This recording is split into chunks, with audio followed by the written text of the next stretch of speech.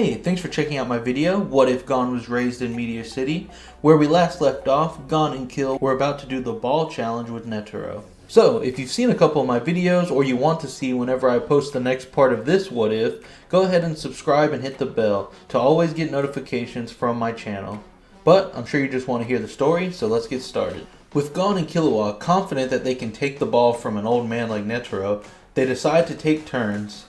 Killua asks Gon to try first, wanting to see how good Gon is compared to his own skill, which Gon happily agrees to. Gon starts with little effort, reaching for the ball as Netero toys with him, easily dodging any attempt Gon makes. Gon starts getting more serious as he gets more and more annoyed with how easily Netero is avoiding him. He tries chasing after Netero with all his strength, swinging for the ball as Netero hops back and forth on one foot. Before long, Killua steps in, telling Gon, "Just take a break while I show you how it's done." Killua starts off with his rhythm echo, impressing Gon and Netero, but even with this technique, he doesn't do much better than Gon. Netero laughs at the young boys, asking if they've already given up. They both agree to keep going, while Netero allows them to try working together. Again, Killua starts with his rhythm echo, hoping to gain an advantage against Netero. Gon studies Killua's movements until Netero is distracted. So, Gon, finally seeing his chance, runs forward, perfectly copying Killua's rhythm echo, to Netero's surprise. Gon gets one finger on the ball before Netero resorts to a swift kick, sending Gon backwards and onto the ground. Killua runs full speed at Netero while his back is turned. Netero notices Killua and starts to move the ball out of Killua's grasp. Killua knows he won't be able to take the ball, so he just pushes it out of Netero's hand and towards Gon. With Gon mere moments from getting the ball, Netero uses all his strength to shoot forward and catch the ball half a second before Gon could have. "You cheated," Killua barked at Netero. "You said you wouldn't use both your hands." Netero smiles. "Did I really say that? I can't remember." Killua, in frustration, gives up, telling Gon, "You can keep wasting your time if you want, but I'm going back to rest with Kurapika and Lorio." Gon tries to convince Killua to stay, but decides to keep training by himself when Killua leaves. Gon tries and tries for several hours, and even in this short amount of time, Gon grows enough for Netero to use both hands just in case. But despite being stronger than he was in the anime at this point, he's still unable to take the ball from Netero. Netero was impressed enough by Gon to delay the ship so he could get some extra rest before the next phase of the Hunter exams, the Trick Tower. When Gon wakes up, Netero orders everyone out of the ship and explains their next task. "You all must find a way down from the top of the tower. I don't care how you do it, as long as you do it before the time limit of 72 hours. All the applicants scramble to figure out this puzzle as Netero and the other hunters return to the airship. Some people try climbing down with no success. Some break into teams, while some just observe the other applicants' strategies. Just like in the anime, Gon is the one in his group to find the secret passage hidden in the tower. He explains to Killua that the Trick Tower is actually a prison, so they need to be careful with who might be inside. "How do you know that?" Killua asks. "Well, a lot of people in Meteor City have ended up here, so the word kinda gets around." Gon, Killua, and Kurapika try looking for Lorio before they enter the passage, but he seems to have disappeared with some of the other applicants and is nowhere to be found. Gon tells the others he trusts Lorio can make it on his own, and the three boys enter the secret passage together. Because of Gon finding the passage earlier than in the anime, they end up on a much different path than they took in the show. Also, Lorio actually ends up taking the original path from the anime, but this time he's with Hanzo, Illumi, Hisoka, and of course, Tampa. But, lucky for Gon and the others, this path only requires 3 people, so the door in the chamber unlocks and leads to a dark room.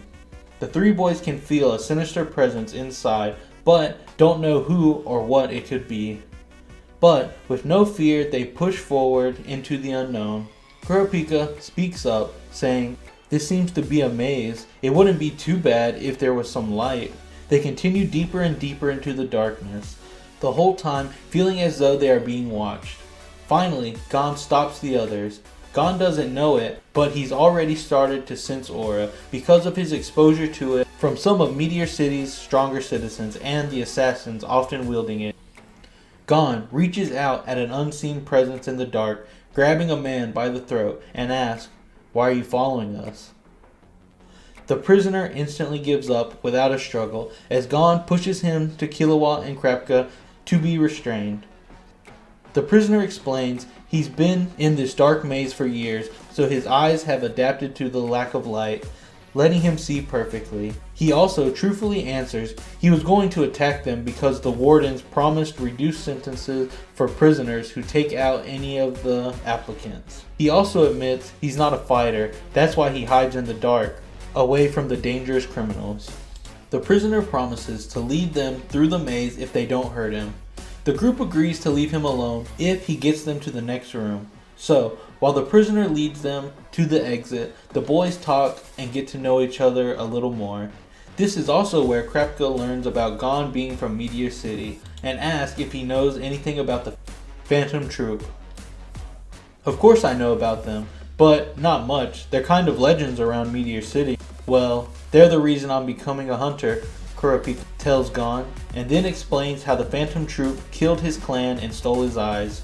Gon is amazed at the story, not knowing the Phantom Troop were ruthless killers, when Meteor City treated them like heroes. Kurapika continues telling Gon he's going to kill every member of the Phantom Troop for what they did.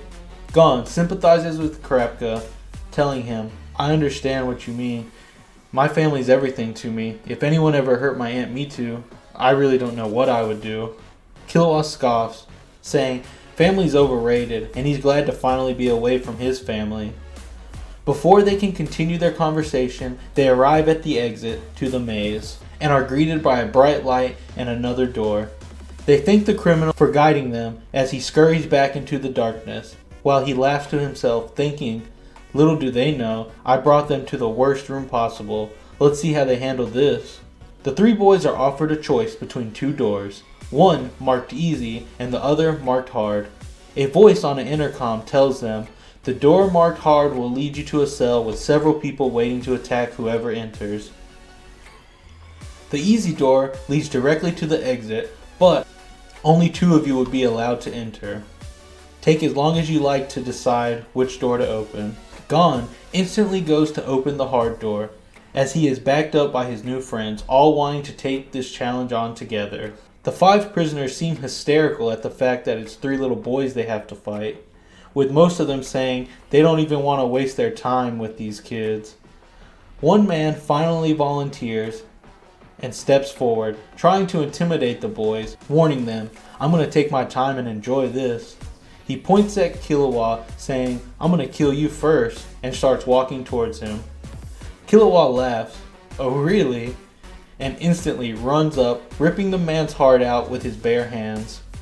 This gets the other prisoners' attention, as one says, "Maybe we should take them seriously." Kurapika stands next to Killua, warning them, "Yeah, you should take us seriously if you want to keep living your sorry lives." So that's all for this week. I hope you enjoyed it. Also, if you got this far, leave a like and subscribe to help me out. The next video will complete the Trick Tower part of the story and move into stage 4, the manhunt on Zevil Island. So, I'll talk to you later.